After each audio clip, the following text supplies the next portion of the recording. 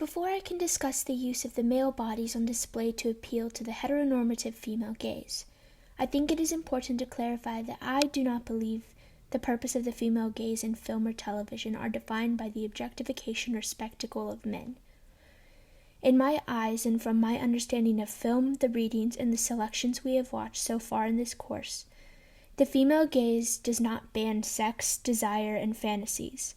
The goal is to show that these can exist without objectification.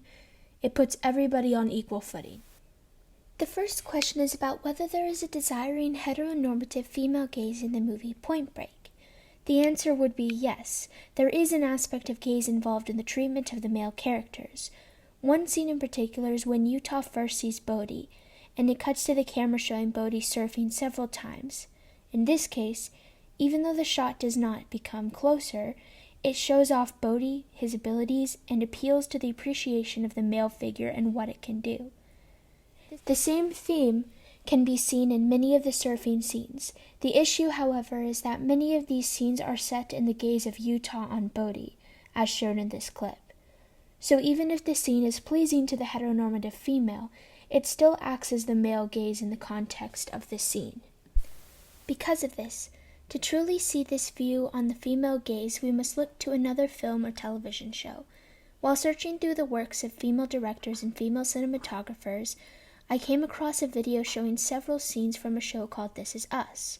This is a show that I watch every episode of with my mom, and yet seeing all of these scenes put together by the network that produces it, NBC, I was shocked to see how much Kevin's body is used in these episodes, specifically through the gaze of the heteronormative female. The usage of Kevin as spectacle is even more intriguing to me because in the show, Kevin is an actor that was most notably on a sitcom called The Manny, where he was objectified constantly and worked without his shirt. Yet, the character he played did not realize this was a bad thing. As Kevin began to be tired of only being known for his body, not his acting skills, he quit the show to work towards being a more serious actor. Yet throughout the show, Kevin continues to use and show off his body despite the sentiments he holds.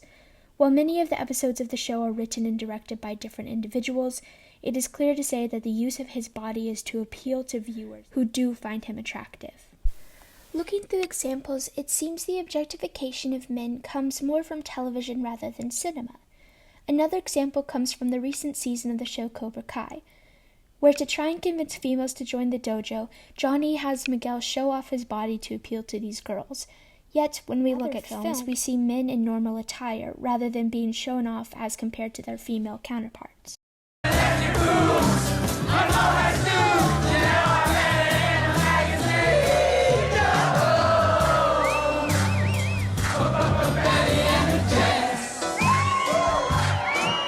The real question for me is why? Why do people have to be objectified on the screen when there can be beautiful moments shared between characters, where desire can be conveyed without someone being shirtless? Though I understand the point of defining the female gaze as a duality to male gaze, it is far more fitting to use it as a way to help lift up everyone, rather than focusing on the body as an object used to appease a character, director, or audience.